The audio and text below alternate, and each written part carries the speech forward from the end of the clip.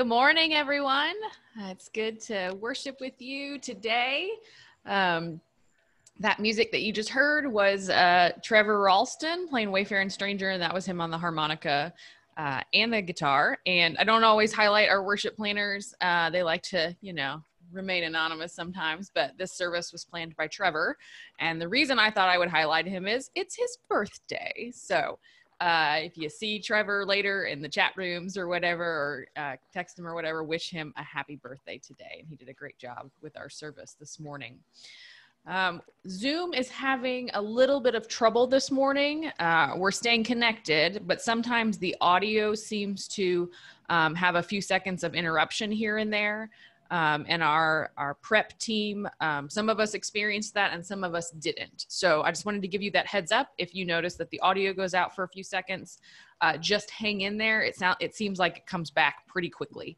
So you shouldn't need to disconnect and reconnect. Hopefully it will just work itself out, and it might happen a few times. So we apologize for that or any other audio things. Those are out of our control right now. Those are just, I think Zoom is overwhelmed.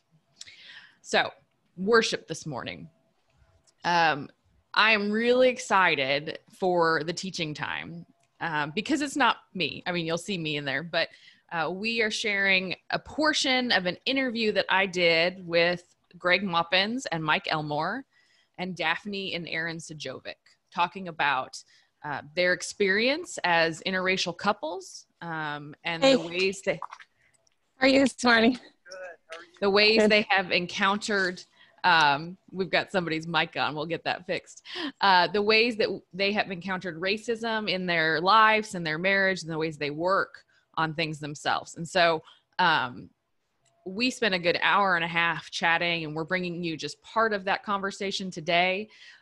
We will upload the rest of the conversation during the week to Facebook and YouTube, and you can go listen to the whole thing. And I hope you do, because there's really some wonderful insights. Be prepared that there are going to be things said that make you uncomfortable, that challenge you. And that's important. We need to sit with that. And there are also things that will give you some hope. And so I think it was a beautiful thing of them to be open and honest and to be vulnerable with us. And so we're just really thankful that they shared that part of themselves with us, and that you get to hear that in worship this morning. We also continue to collect for More Squared. So know that at the offering, you can also make a special offering to More Squared and the work that they are doing throughout Kansas City on both the Missouri and the Kansas side. And our two board members, Cindy and Jeanette, were even engaged in a training session yesterday about how we could be involved with voter engagement as we approach the fall. So lots of things going on. Let's jump into worship with this video to help center us. These are words from Howard Thurman.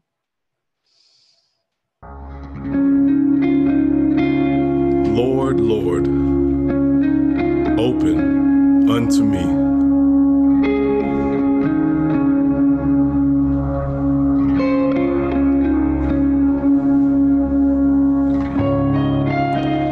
open unto me light for my darkness.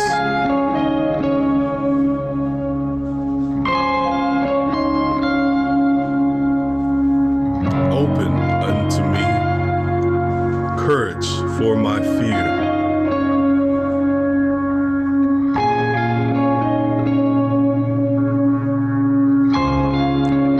Open unto me hope for my despair.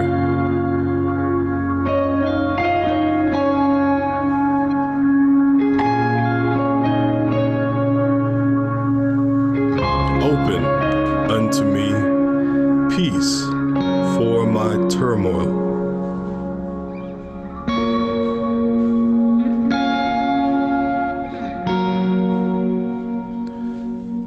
Open unto me joy for my sorrow.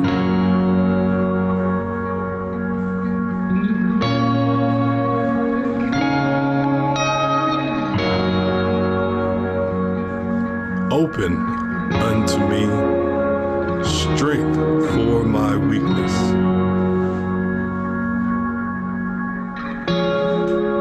Open unto me wisdom for my confusion.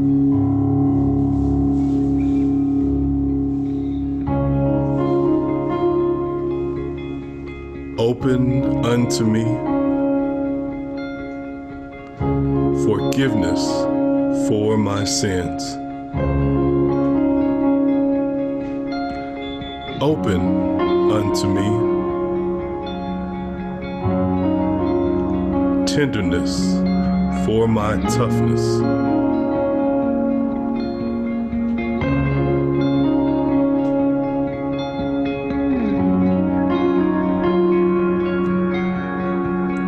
Open unto me love for my hates.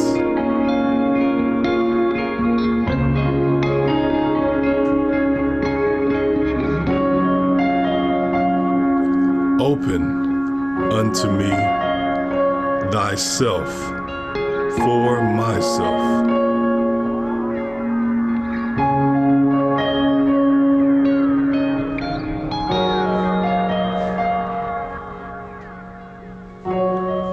Lord, Lord, open unto me.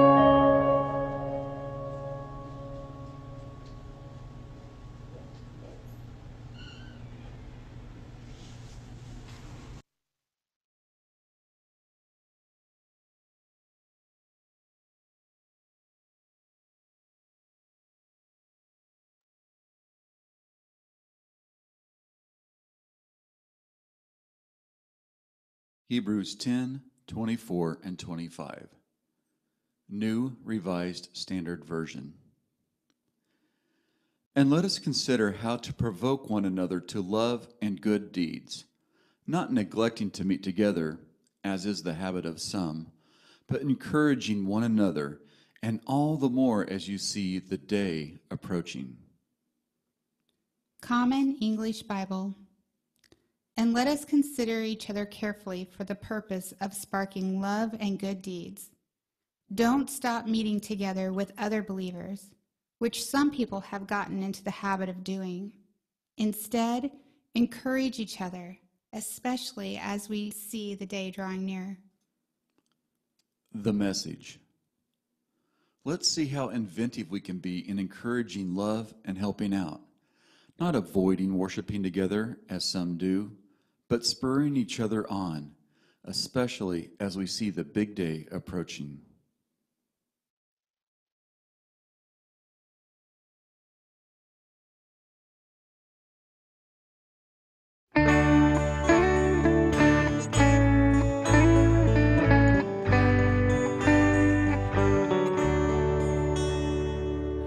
All this pain, I wonder if I'll ever find my way. I wonder if my life could really change at all. All this earth, could all that is lost ever be found? Could a garden come up from this ground at all? You make beautiful things, you make beautiful things out of the dust. You make beautiful things, you make beautiful things out of us.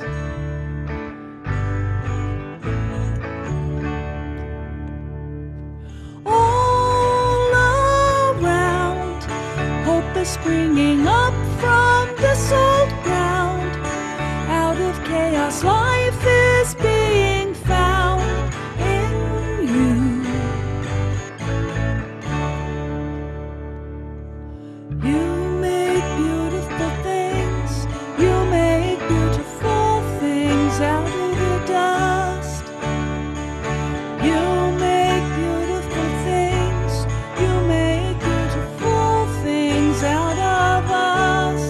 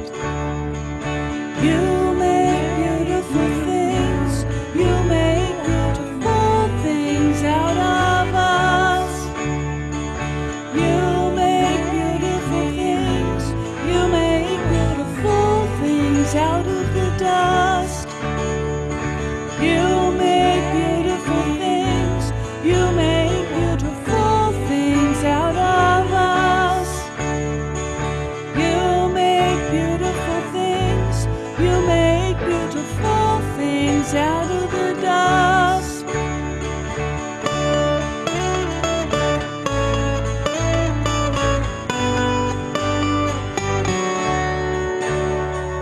You make beautiful things, you make beautiful things out of us.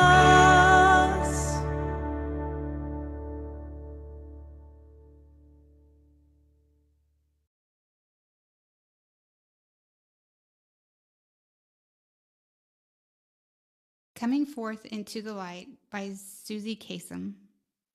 I was born the day I thought, what is, what was, and what if?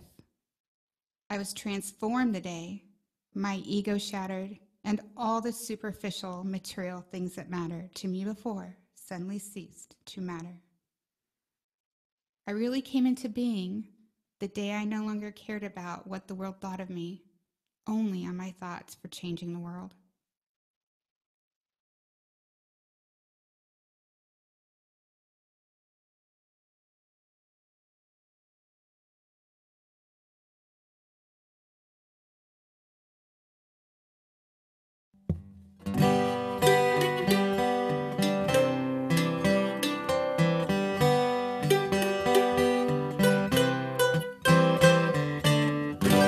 I, the Lord of sea and sky, I have heard my people cry, all who dwell in dark and sin, my hand will save. I who made the day and night, I will make their darkness bright. Who will bear my light to them? Whom shall I send? Here I am, Lord. Is it I, Lord? I have heard you calling in the night. I will go, Lord, if you lead me. I will hold your people in my heart.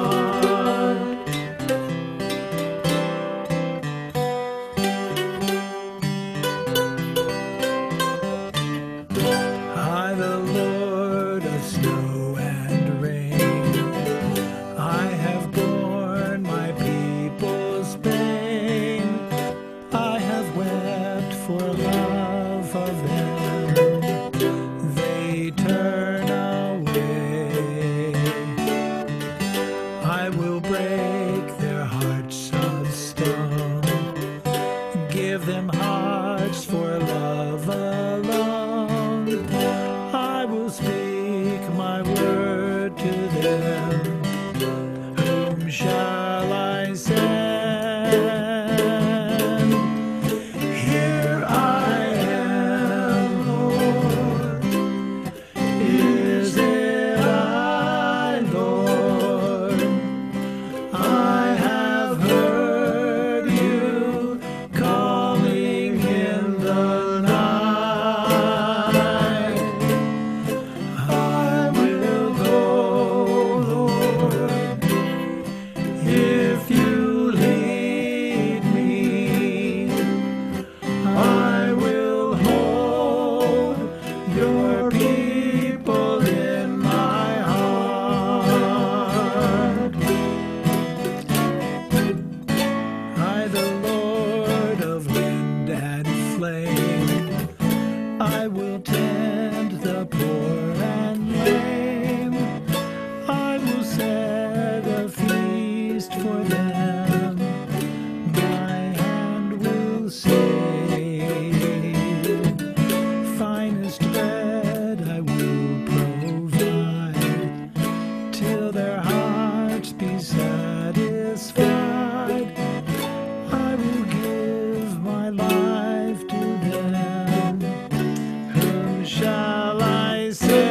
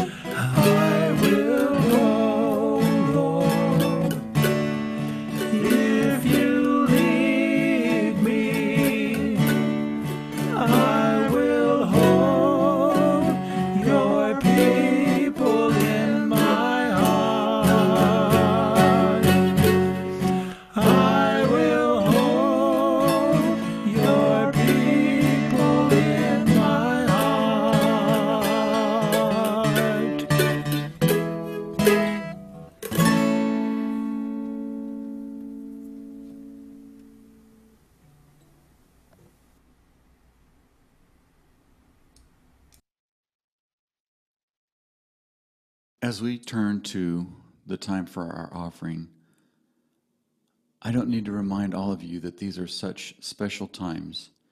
Your generosity can really mean a lot to the church and the ministries it supports. Additionally, if you would like to donate a part of your offering to More Squared, you can make that note on your offering. Please pray with me.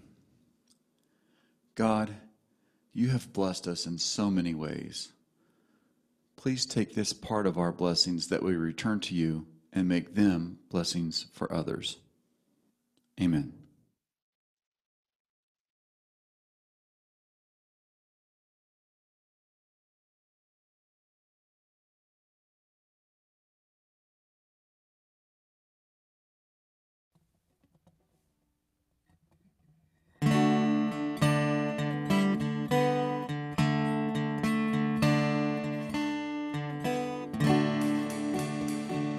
You are my vision, O God of my heart.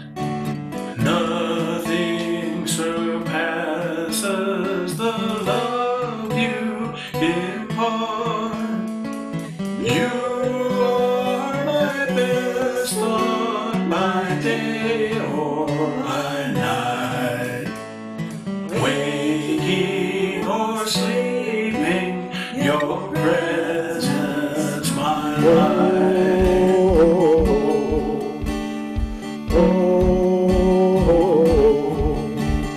You are my wisdom, you are my true word. Ever beside me, your presence is sure. Mother and Father, you are both to me. Now and forever, your child I will be.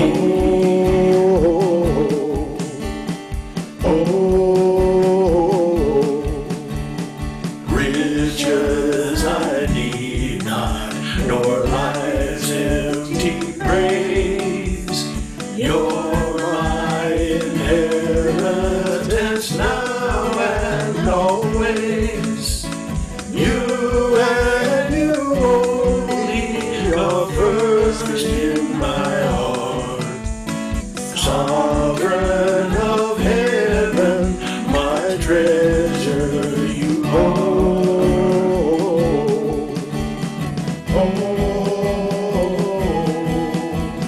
Sovereign of heaven, when victory's won, may I reach heaven's joy, oh bright heaven's sun.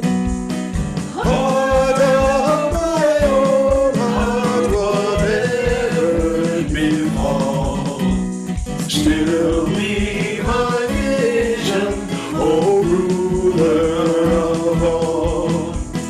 Heart of my own heart, whatever befall, still be my vision, O ruler of all.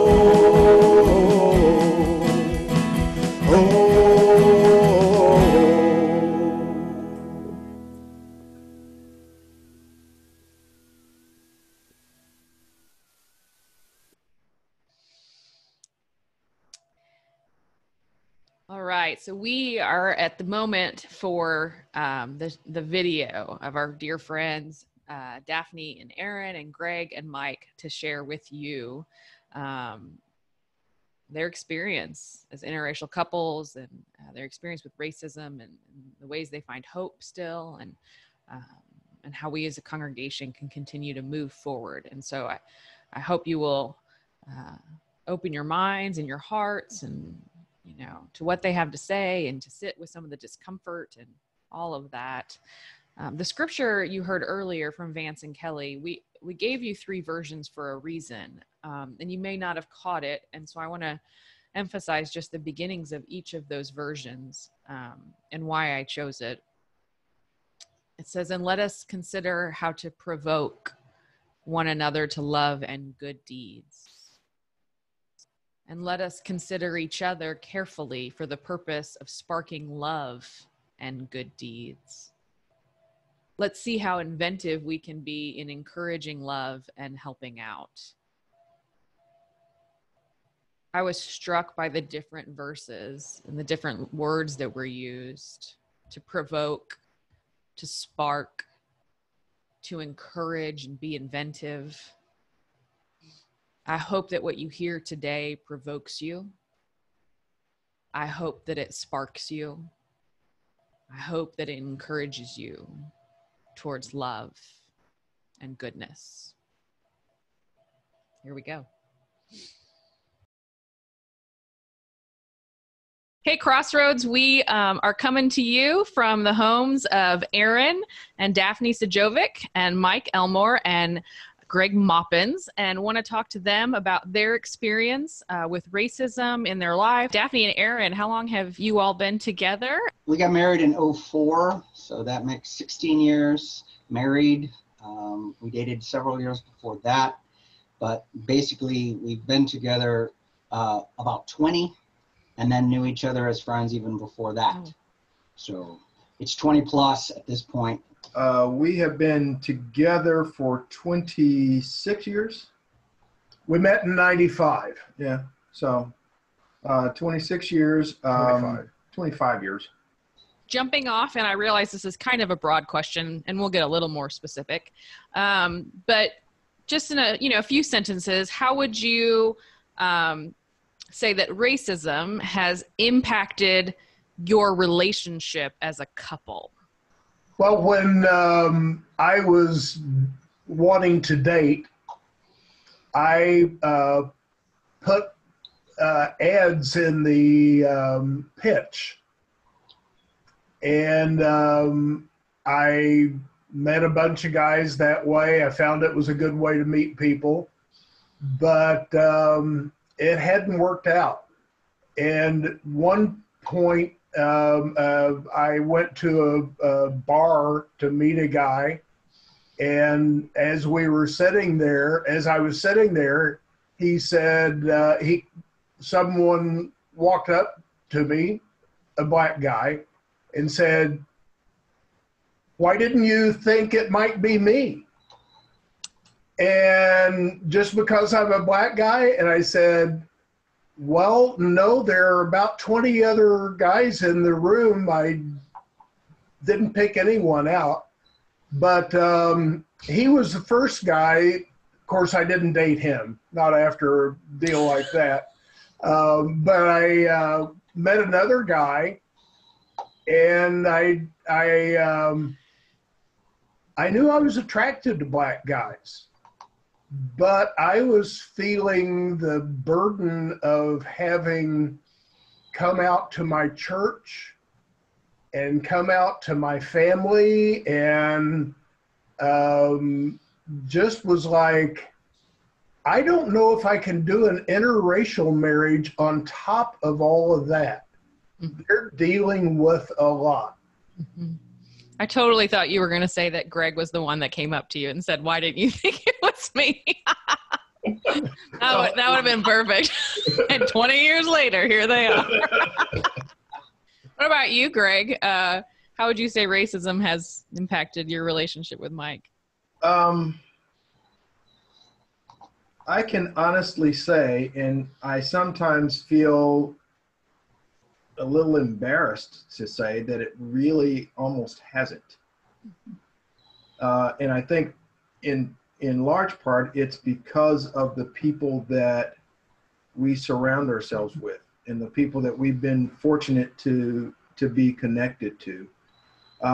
When I was in college, I went to college at a small Church of Christ school in York, Nebraska. And that was 95%, white.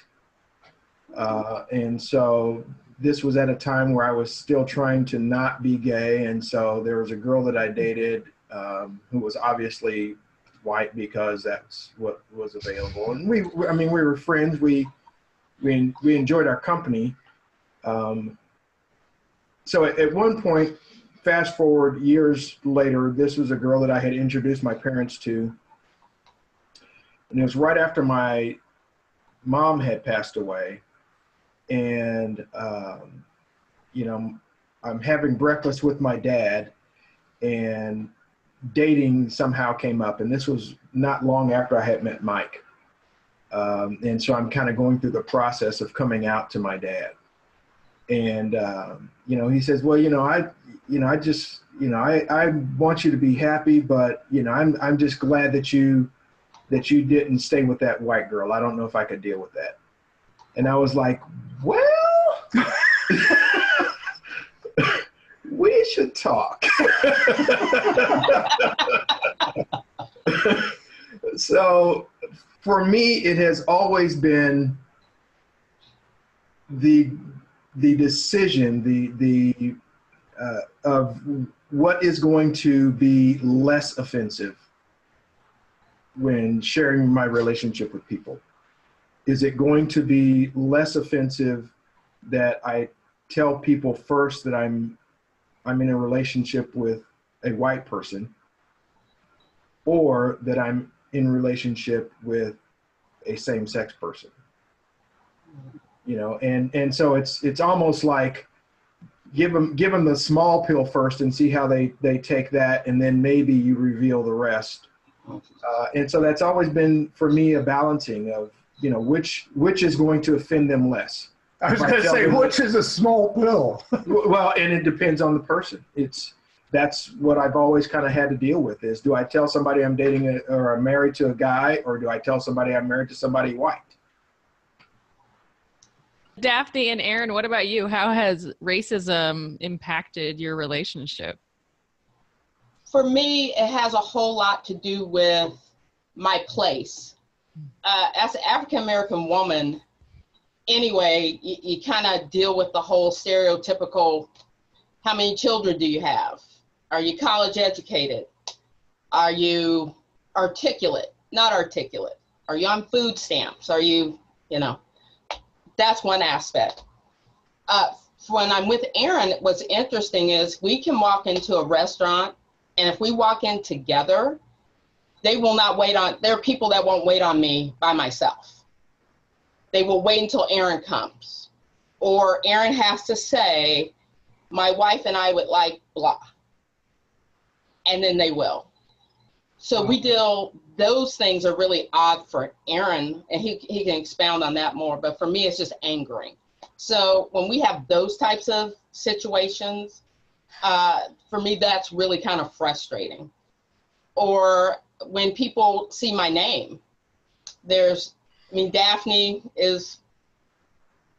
could be either way, but you see Sajovic and then you go, whoa, you know, and I use humor a lot to compensate. And I know I kind of do that because that's my coping mechanism, is to go, yeah, I bet you were expecting somebody shorter, or you were expecting somebody to be tall, or you were expecting me to have straight hair. And today I have curly because I switch it up all the time. Or, you know, so I use that as a way to mask the frustration of some of that. And so that teeters me in a space where I get really frustrated easy. And then it narrows where I want to go, or narrows where I think I would be okay to go, whether Aaron was with me or not. But the whole, you won't wait on me unless he's there, has definitely, for me, brought up some hiccups. We'll be gracious, since it's going to be during church service, hiccups. And so once I head in that space, then anger comes in, frustration, and going, are you serious? How do you know I wasn't going to pay? Or how did you know that I didn't already have a ticket for this show? Or are you sure? You know, so I get a lot of the, are you sure you were meant to be here? Are you in the right space? And so that kind of frustration hurts him, because he's just like, you're still a human. I mean, whether you're with me or not, shouldn't make a difference. So it causes that kind of stuff, which is that aspect of our relationship is frustrating, because Aaron's just a good man. He's just authentically just honest. And he's just like, If they're not going to treat us with respect, then we're not going to be here, blah, blah, blah. So those kind of things are really tough for me. And lately have gotten even rougher because my super anxiety then hits in, which is masked by then anger, fear, and frustration. So I kind of stay in the loop until I step off of the wheel and go, okay, is it really that important? But it takes me a minute. Well, that's a lot, lots of minutes to get to that space of maybe it's okay that we're not going to be in this location or we don't do this. So for me, then I feel guilty because now you're married to somebody Black. You can't walk in here. You can't. And he's like, no, it's not that you can't do it.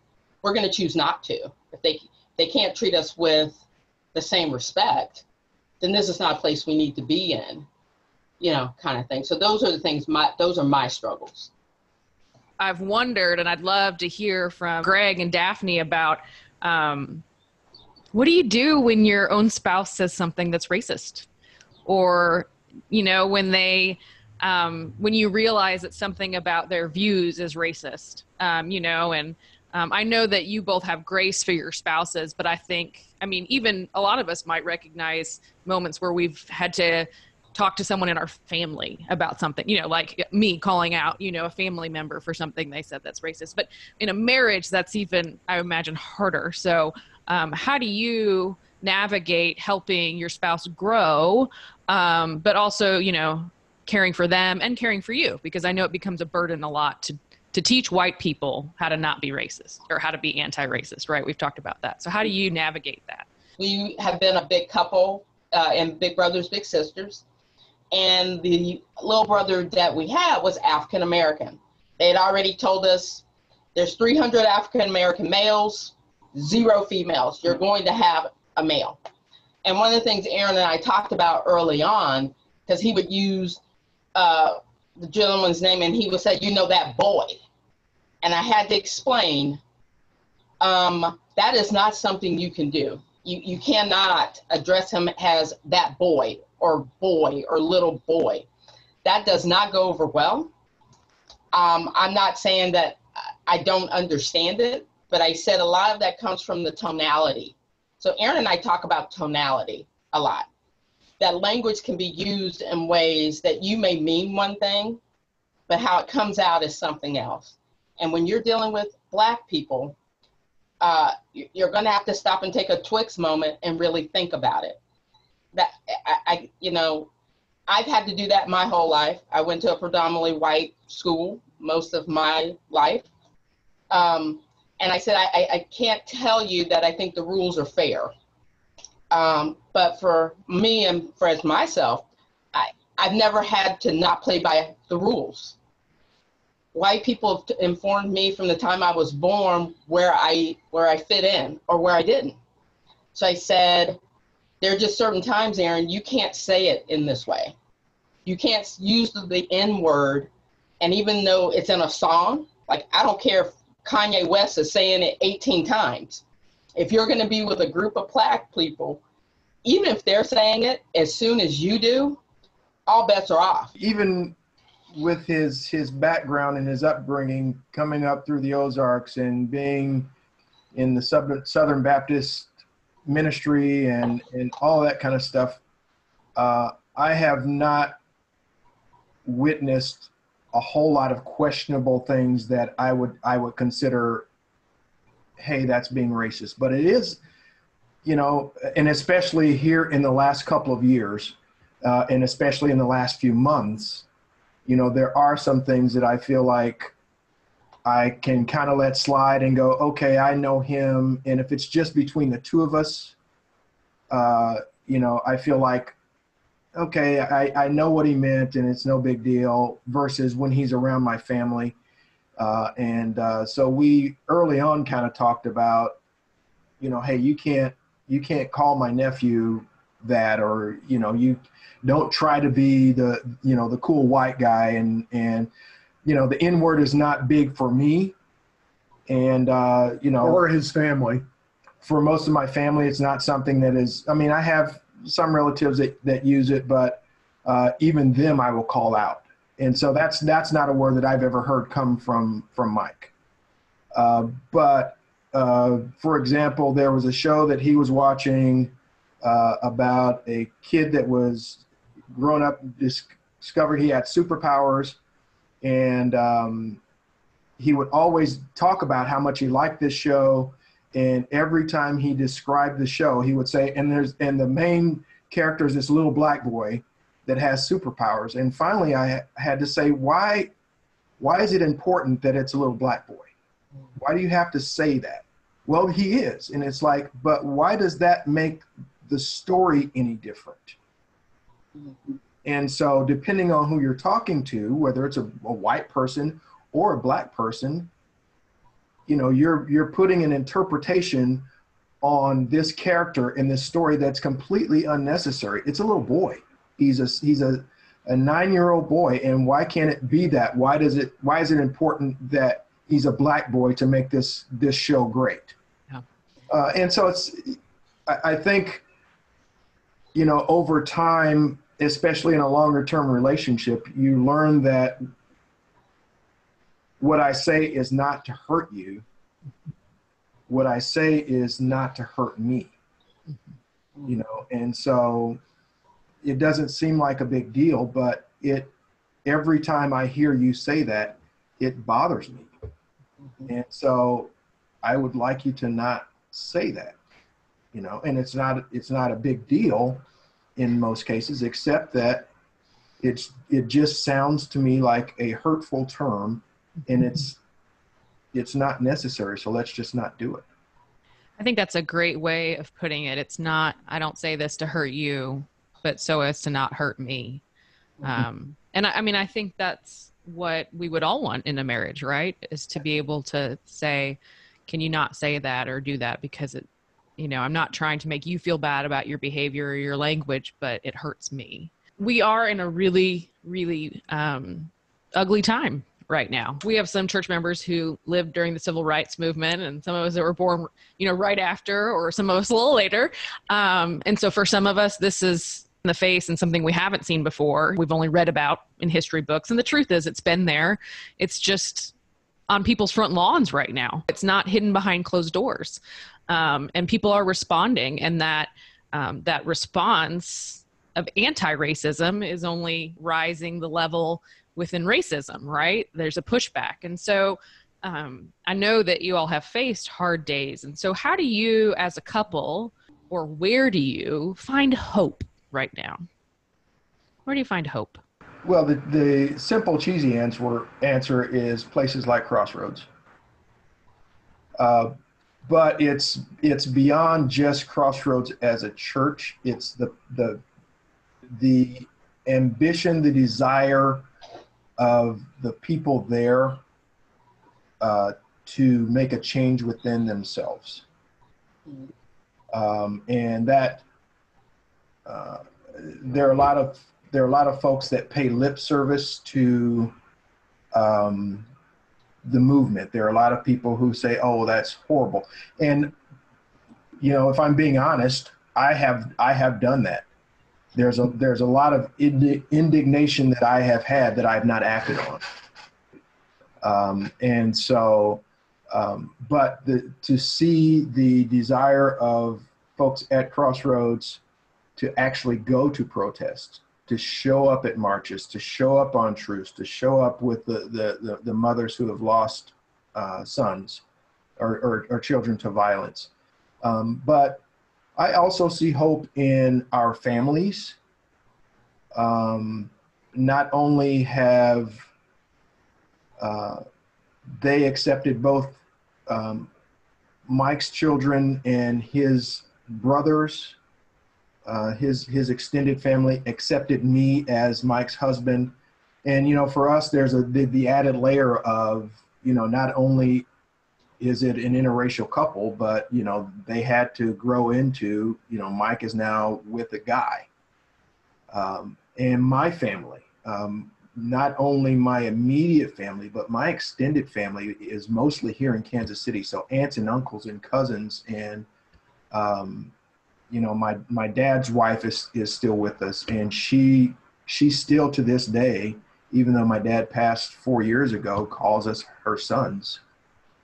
and you know, she and Mike are close to the same age, but it's part of that acceptance and seeing how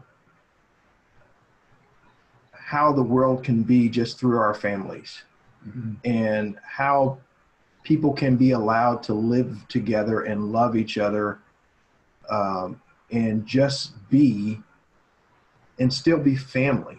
That gives me hope. For me, and for Aaron and I, Greg said something at the kind of the very beginning about who you surround yourself with. And that's been a real test, I think, for me, because that makes a difference. When you're surrounded by people who are of not just like-mindedness, but have respect for each other, that love each other just because, and that you really are clear about that, then I think that kind of leads the way, so to speak. Aaron and I do a lot of laughing. We love, and we have to. We love improv, so we watch a lot of Whose Line Is It Anyway? A lot. And we watch a lot of Big Bang Theory. We own all 12 seasons. So even though it's on TV, for some reason, we still like to bring that out when we're having a really, really bad day. So for us, we laugh. And we have to remember that we play for the same team. And that if we are united, then when we go and do anything else, then that's what people are going to see. I think being clear and honest with yourself is first and foremost, and I think that's a struggle based on experience, and you know, between the two of us, I think our exposure has been completely different. So through our marriage, through the interaction of us with each other's families, I think we've had to educate ourselves on many fronts based on behavior and how we say something and what we say and when we say it and body language, because like she said, tonality and body language is such a big thing. You know, it is who you spend time with. It is what you realize you're more sensitive to as you grow and gain between the two of you. And I know that once you're more confident and more aware of what does or does not affect you, or you feel more enabled to defend or speak up or not allow, or like she said, draw lines in the sand. And at one point you may find that it's no big deal, but then as you grow and live, you realize no, that's not necessary. And so you find yourself speaking up more often, and you make it clear. You don't have to always say a lot, but you make sure that what you say, it's clear. And if that's not one thing I haven't learned from Daphne, I have, because between the two of us, I know that she has always been more powerfully driven by that and spoken up. And I can only be thankful for that, because there have been circumstances where without her intervention, behavior might have been different. And, you know, but yeah, if you two are clear and you two have had a conversation, because the worst thing you can do is put yourself in a situation and not be prepared and then not react equally. So yeah, if there's good communication between the two of you, then I imagine you can walk into any situation and you're better prepared, better armed, as they say. When you have somebody that you are truly in it with, to, you know, be in solidarity and stand up and speak out against, and to carry the burdens together and to learn and grow from one another. I mean, then you're seeing that growth, that change even right there in your own home as a family unit. And I think that's inspiring. I think that really is inspiring. So thank you for sharing that. Any closing remarks that you have for Crossroads people? I would like to say, because I've gotten a lot of questions from Crossroad folks about what to do or how to do it or when to do it. Whatever this movement that we're calling, whether it's Black Lives Matters social justice, blah, blah, blah, and being involved. For me, one of the neatest things about Crossroads is the willingness to want to listen, the willingness to want to learn, to find yourselves being uncomfortable, because I've had some uncomfortable conversations and they haven't been comfortable for me, but I feel like that's a growth, that's a growing experience. What I hope Crossroads continues to do as a community is just to remember that we're all in this, and to remember to just stop and listen and lead with love. Crossroads has helped me lead with love. What do we do? Become an anti-racist. I'm still going to have things happen that I get caught with my being white pops out. But I can still be anti-racist and be fervent anti-racist. I think it's like, you know, we do our best. We do it in love, like you said, Daphne, and we charge out there and be anti-racist. Yeah. I'm, of course, my opinion about the ability of one or many to feel comfortable with expressing themselves as well as listening to another. I think the more two or more people actually speak to one another, I think can only help and broaden the idea and the vision and the comfortability. Because I can't say that I am one who likes to be in front of crowds. I am not even one who likes to communicate in a large group. It's funny, I've been an educator in different ways my entire adult life, but somehow I don't know if I've always been that comfortable with public speaking, but it's funny, the venue. So in this concept, to allow yourself, to ask yourself, to have someone ask of you, to express something or to put to words what's in your mind or what you're feeling, I think is only beneficial to us all, because education is the key. Whether it's just pure education about each other so that you have a better sense of who you're seeing, because we look at each other a lot, doesn't mean that we actually understand or know more than what we see on the outside. So the more we can communicate honestly and one-on-one, I think can only do us so much better.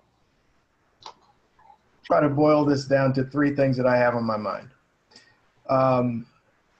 Thing number one for Crossroads, continue to do the work that you're doing, to be genuine in being open and accepting. And what I mean by that is the thing that Stephanie said to me when I was talking about my own privilege and having some guilt or shame about things that I have never had to deal with or don't have to deal with on a regular basis. The thing that I will ask you to view is, don't see Mike and I and the relationship that we're allowed to have in your presence, in your fellowship, or the relationship that Aaron and Daphne have as the exception to the rule. Why shouldn't it be that way? Why should that not be the rule? So continue to work for that world where an interracial couple, a same-sex couple that is successful and happy and prosperous and secure is not the exception. That's just how life should be. The next thing is, we talk a lot about in this Black Lives Movement moment that white people should step back and listen. And even Stephanie's sermon last week talked about don't ride in as the white knight, pun intended, you know, to save everybody. But do recognize that even though this is a time to step back and listen to the Black community and the brown community and the minority community and what they need. There is a time to use your voice. So don't step back so far listening that you now cease to speak, because there is no change that has come to any minority group that has not been aided by the majority. Whether that's the civil rights movement, whether that's the women's rights movement, whether that's the gay rights movement, it wasn't all gay people that made gay marriage happen. It was a lot of straight people standing up with us to say this has to change. So recognize that, yes, you should step back and listen, but also recognize that you have a voice that we don't have, and you need to use that voice. And the third thing is about privilege, and there's been a lot of Crossroads study about that. And so what I have been asking myself is, these are the privileges that I enjoy. And it's great to recognize white privilege and the things that you get from that. Where that can't stop is just recognition. So ask yourself, these are privileges that I have. What can I do to afford these privileges to people that don't have them? How can I use my privilege to afford privilege to people without? I'm so thankful for each of you for doing this, and Aaron taking a risk on us, because at least the other three have had to deal with us plenty. But I do think this is just, like I said, a rare opportunity that we have to really listen and to grow in deeper ways. And I know it costs something for Daphne and Greg to do this, and, it costs something for yourselves each time you have to jump in and educate us, and even when we expect you to educate us, which isn't right. But I'm thankful for your hearts and your love for the community, and the fact that that where our hearts are, and so that you're willing to do that for us and to help us. And I think it's a pleasure to get to know you all more. I mean, I've known you both for 5 years now, and I learned things tonight that were just eye-opening in a lot of ways, and to see parts of your marriage that I obviously wasn't privy to. And so thank you for your vulnerability and your honesty, your openness with me and with the church, and know that we love you all deeply. And you are a part of our community. Aaron, you may think you're not, but you are. And you're not just the guy that occasionally grills some hot dogs for us or whatnot. Earlier, you talked, I think, Greg, about hope and some of that you find in the community, and then you also choose the people that you're around. And I know that we have chosen Crossroads, in that community because it affirms us, because it loves us and welcomes us, and because we see the folks growing. And so you are a big part of that, all of you, and you challenged us through this conversation, and there's lots to think about, and to take in and really sit with and to be uncomfortable with, which I think is really important. So thank you. Love you all. And I'm so, grateful for everything.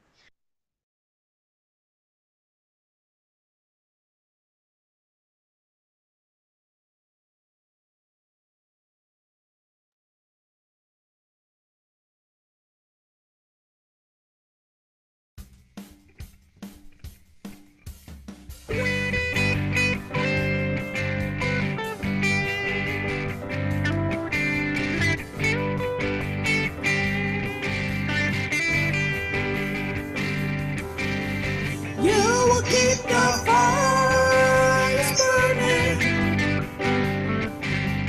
You will keep the fires burning.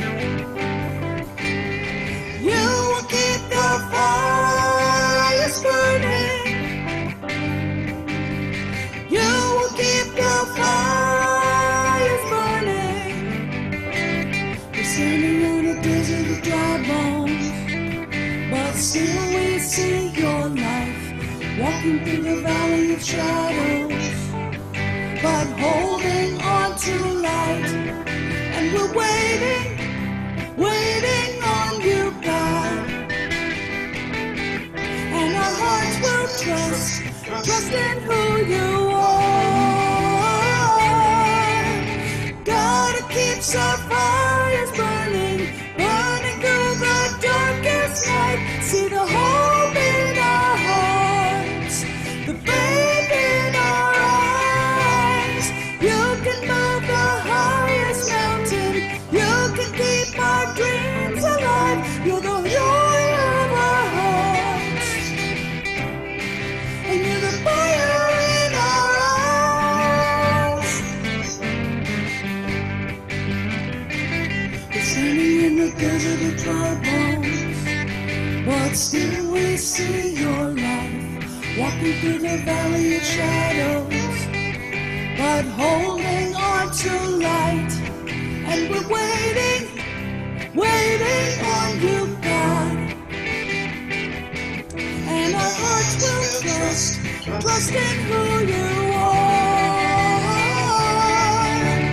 God who keeps our fires burning, burning through the darkest night. See the hope in our hearts, the faith in our eyes. You can move the highest mountain, you can keep our holy flame. All for the honor of your name. Give us the strength to face the day. You're the fire in our eyes.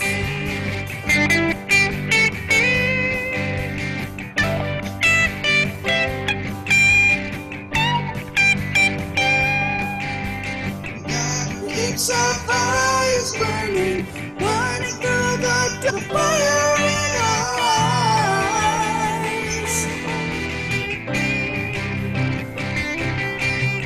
You will keep the fires burning.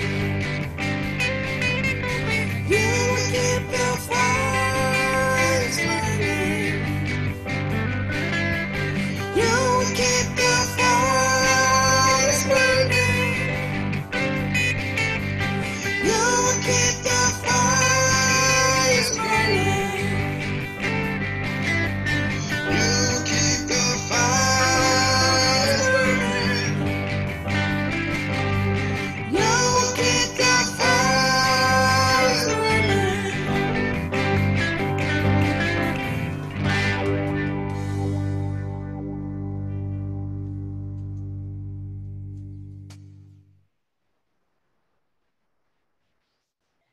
So thank you. Let me say thank you again to Daphne and Aaron and Greg and Mike and what you shared with us. And I think I can't imagine how you are not impacted by what you heard. And I hope that you later this week will listen to the full conversation when we upload it.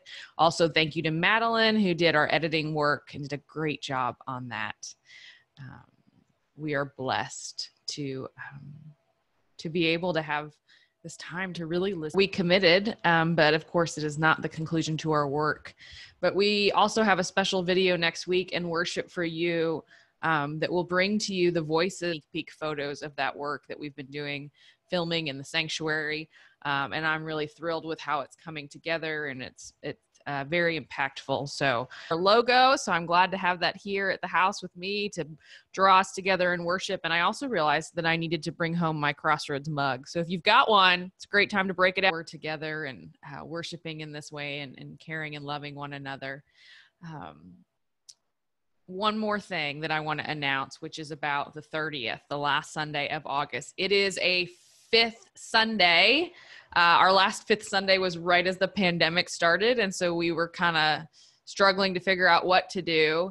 But if you're new to us, we for 2 years have been doing something called Faith with Feet every fifth. And every fifth Sunday, which there are 4 a year, we have done our worship through service. And we have cleaned schools and worked in community gardens and just done all sorts of things, worked at nonprofit centers and just put action to our worship and love for God.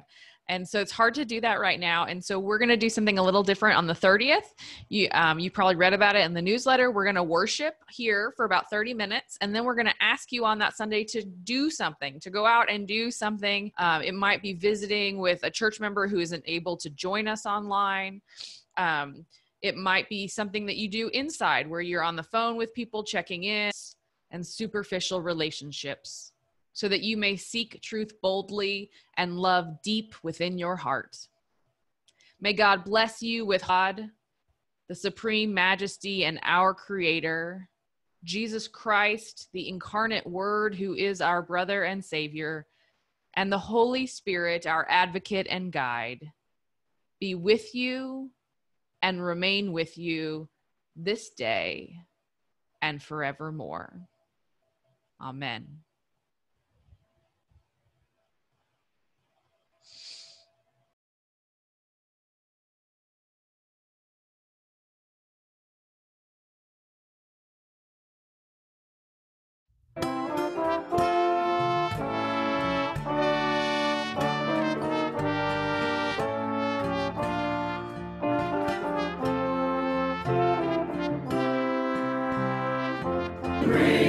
Ring with the harmonies of liberty.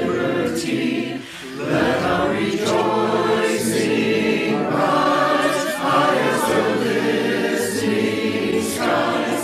Let it resound like darkness has taught us.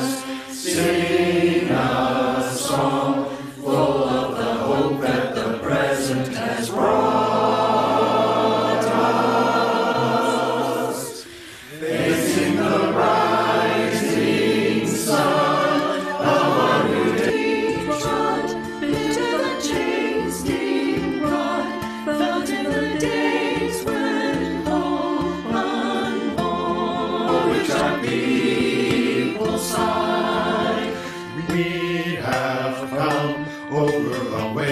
Tears have been watered. We have come, treading a path through the blood of the slaughtered. Out from the